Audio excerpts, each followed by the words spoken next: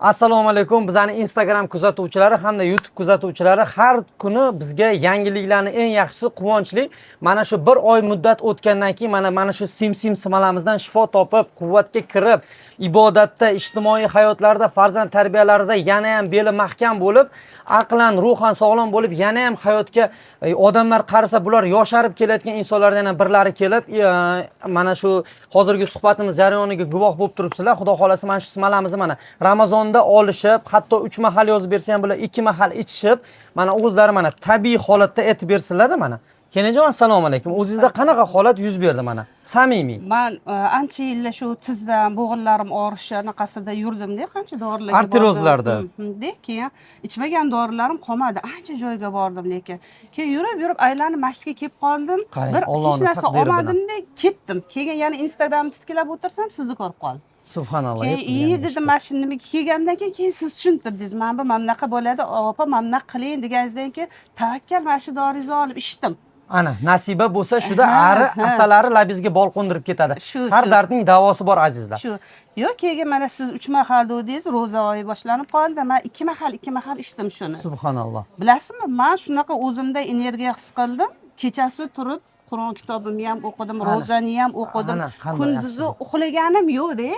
Uxlamay, Charchoqni his qilmay. Charchamayman, ishonasizmi? Mana mishsalar, suya bo'g'imlari yana ham zichlashib, mana shu grijadagi og'riqlar, endi bu kishida grija yo'q, faqat osteoartroz, mana suya bo'shashishlari bor, osteoporoz, o'sha hamma trilliard kalsiy borligi sababli 2 donadan 3 mahal ichsa, mana bosh og'rig'i bormi? Mana farzandlariga hatto bosh og'riqlariga ham beribdilar.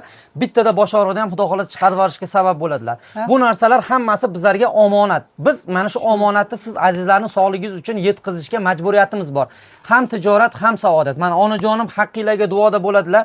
Mana shu onajonim sabab kim ko'rayotgan bo'lsa, 2 rakat namoz o'qib ham rukuga, sajdaga borib qiynalayotgan bo'lsa, tizingiz g'irchillab og'rib, yallig'lanish bormi, tuz bormi, belda grijalar bormi, bo'yinda grijalar bormi, hammasiga mana shu quritib yuboradi xudo xolasa.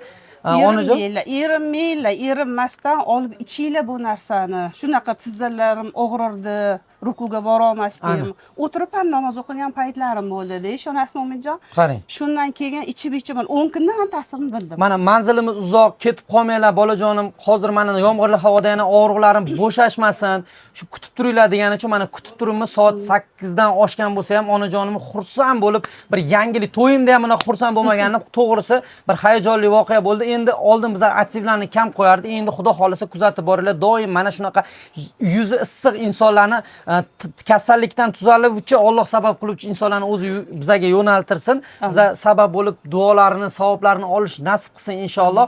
Sizlarni ham 9-10-do'kon Qatortol Optiviga taklif qilamiz. Kelib mana shu tabiiylikdan bahramand bo'lib, hayotinglarda dardga lahzani umringlarni sarf qilmaslik hammamizga nasib qilsin. Ilohim, mana shu hammamizni duoda qilib qo'yasizlar. Xudo xolasa sizlarni yorug' yuz bilan kutib olish hammamizga nasib qilsin. Kelinglar yana xudo xolasa. Onajon, sizga ham katta chuqur tashakkur. Mana shu insonlarga shu tabiiylik yetib borish uchun o'zingizdagi, taningizdagi o'tgan hissiyotlarni bo'lishganingiz uchun minnatdormiz. Dardsiz yashash nasib qilsin. Mana shunaqa holatda bo'ladi. Iliqdan sal 80 gradus suvga eritib turib 2-3 mahal ovqatdan keyin ichib boringlar. 3 oy davomida inshaalloh ko'rmaganda bo'lasizlar xudo xolasa. Amin, sizga ham Alloh